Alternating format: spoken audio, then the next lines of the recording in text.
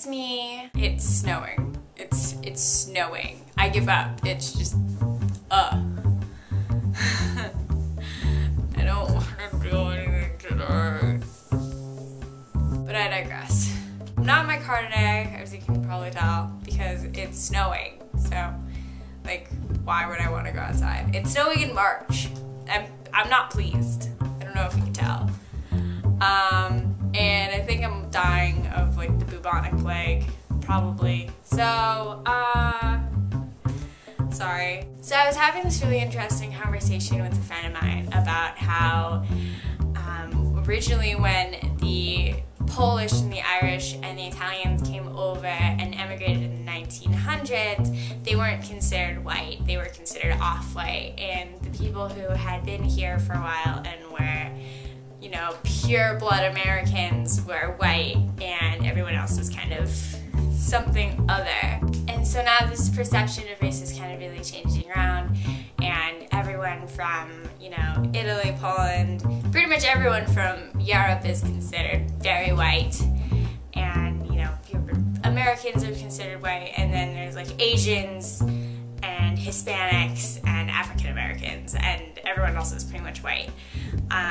So obviously the perception of this off-white culture has changed drastically over the past, you know, century or so. So he said something really interesting to me. He said, so you're a mixed race, you're half white, half Asian. Do you think that, not necessarily that you're white, but do you think that the mixed race people are going to be the next kind of group of people to become white, or to have, you know, this kind of ideal of whiteness? Because, I mean, it's sort of this unspoken rule that white is privileged in American society especially. There's this great author, Peggy McIntosh, who wrote this article called White Privilege, Unpacking the Invisible Knapsack. And it's all about how she's this white woman and she has all these privileges that she doesn't even realize she has, because she's white. She can buy Band-Aids in her skin color, she can go out without being afraid of being discriminated against in stores, she can, you know, yada yada yada. And he asked me if he thought that this was happening to people of mixed race descent, and I was kind of put off my guard a little bit, because I guess I would say that it's headed in that direction. You know, a lot of Hispanic people, when asked to identify themselves, they don't really know what to put, because in their culture, it's just like you're mixed race, you're yada yada yada, it doesn't really matter. You're, you know, from a certain place, it doesn't really matter what your genetic makeup is so much. So, like, the US government, of course, has this whole, like, oh my god, how do we categorize Hispanic people, because they don't know what to put on the thing, which is so silly to me, because it doesn't even really matter.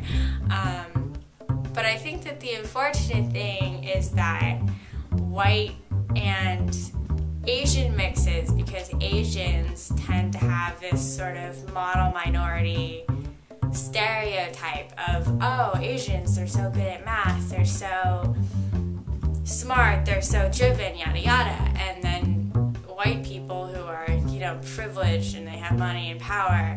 So you bring that together, and that's just phenomenally seen as more white or privileged than somebody who is a mixed white and African American, or even an Asian African American mix. There's such a long culture of somehow putting, you know, African American or blackness down because of, you know, some perceived superiority. Yeah, I guess my question for you today is, do you think that being a mixed Asian white Hapa for the next 100 years or so is going to be seen as normal and even perceived as, I guess, white? I am going to go back to bed and pretend like it's not snowing in March. And yep, okay.